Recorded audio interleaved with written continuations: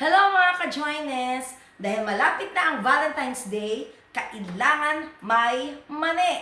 Importante yon. So magluluto tayo ngayon ng, ano ba to? Pritong mani. So magpainit tayo ng mantika, mainit na. Unahin natin ang bawang. So maghati tayo ng bawang, ganito lang. Kung gusto niyo ng mas maraming bawang, i-go nyo. So, ito, kaunti lang yung bawang na nilagay ko kasi kaunti lang din naman yung mani. So, i-fry muna natin tong ating bawang. Okay, so kunin na natin. Hindi pa masyado eh. Oh. Yan. Kasi baka siya ay masunog. Pero yung iba gusto nila yung talagang brown na siya. Para crispy. Ito crispy na to eh, no? Para hindi siya mapait kainin. Then, ilagay na natin ang ating mani.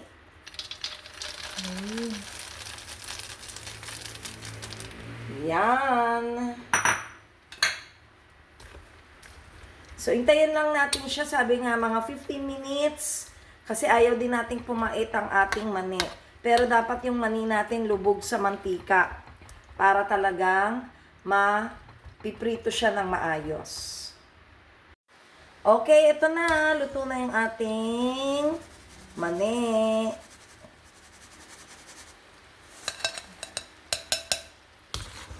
I-ano natin, bantayan natin kasi pumapait talaga to pag natagalan.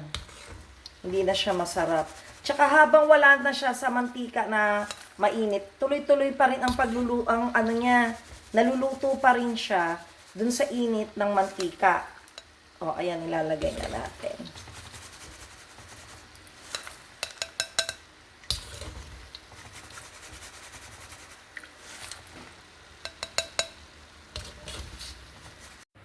Then, maglagay na tayo ng asin.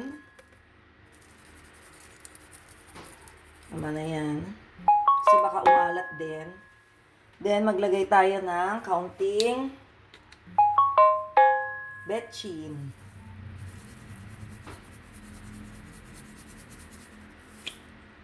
Tapos niyan, ialog na natin para mag-mix yung kanyang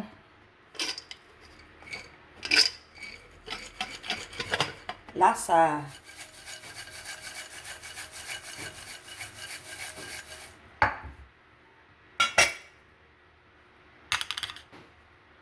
Then, lagay na natin yung ating bawang.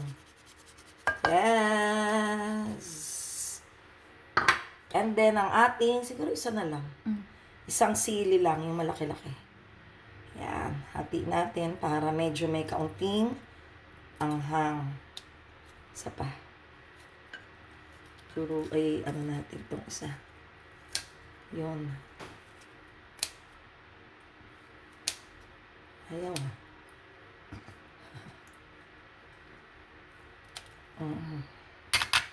Then, alog-alog uli natin.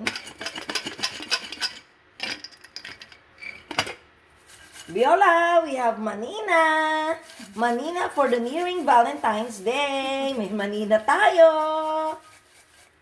Let's try. Mainit pa ba? Medyo mainit pa. Mapapaso na naman ako. O, di ba may pakalog-kalog pa? Pwede namang haluin ng ganito. Pinahirapan ko, pambigat pa nung kaldero. O, di ba halo-halo tayo? Let's try kung tama na yung asin niya. Net. Tabang. Tabang. Okay pa tayo ng asin. Tabang. Bakit kaya? Kaunti lang yung asin na nalagay ko. Then, the betchin.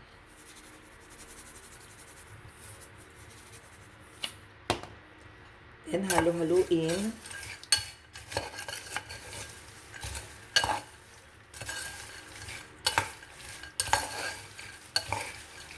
Sarap, may manina tayo.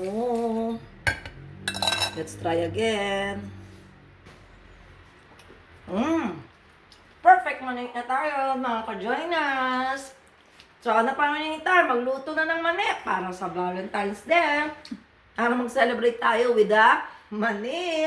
And always remember, happiness is joy. Bye-bye!